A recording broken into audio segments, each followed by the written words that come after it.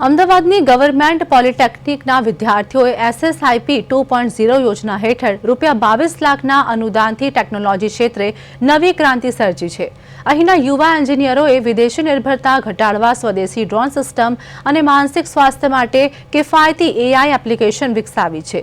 સરકારી પ્રોત્સાહન હવે માત્ર શિક્ષણ પૂરતું મર્યાદિત નથી, પરંતુ પેટન્ટ અને સ્ટાર્ટઅપ દ્વારા આત્મનિર્ભર ભારતના સ્વપ્નને સાકાર કરી રહ્યું છે।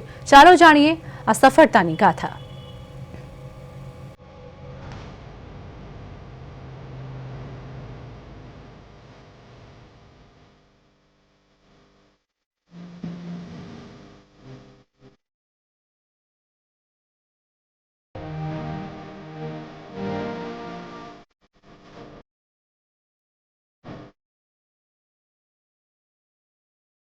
ગવર્મેન્ટ પોલિટેકનિક અમદાવાદ હવે ઇનોવેશનનું પાવર હાઉસ બની રહી છે।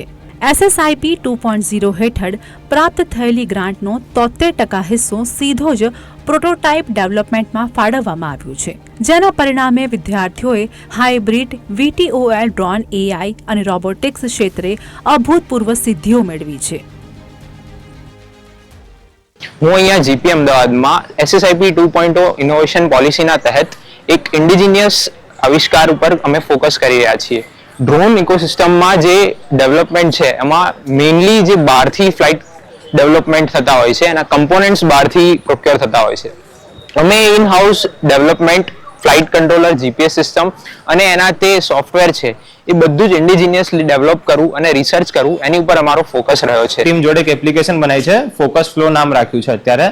હવે એ એપ્લિકેશન અમે ADHD વાળા પર્સન્સ ને જે સ્ટુડન્ટ્સ હોય એને ધ્યાનમાં રાખીને બનાવી છે, જેનાથી શું થશે, અમારી એપ્લિકેશન એમનો બ્રેન વેવ્સ યુઝ કરીને ફોકસ ટેસ્ટ કરશે, લાઈવ ફોકસ પણ ટેસ્ટ કરશે અને એનું એવરેજ ફોકસ પણ અમને કહેશે ફાઇનલ 5 મિનિટના ટેસ્ટ રન પછી, જેનાથી શું થશે, એ સ્ટુડન્ટનું મેન્ટલ ફોકસ કેટલું છે એ ખબર પડી જશે। વાયનોટિક્સ સ્ટાર્ટઅપ દ્વારા હવે ડ્રોન ફ્લાઇટ કંટ્રોલ અને જીપીએસ સિસ્ટમ વિદેશથી આયાત કરવાને બદલે સંસ્થામાં જ તૈયાર કરવામાં આવે છે। બીજી તરફ ફોકસ ફ્લો એપ્લિકેશન મગજના તરંગો દ્વારા ADHD પીડિત વિદ્યાર્થીઓની એકાગ્રતા માપવાનું સસ્તું અને સચોટ માધ્યમ બની છે।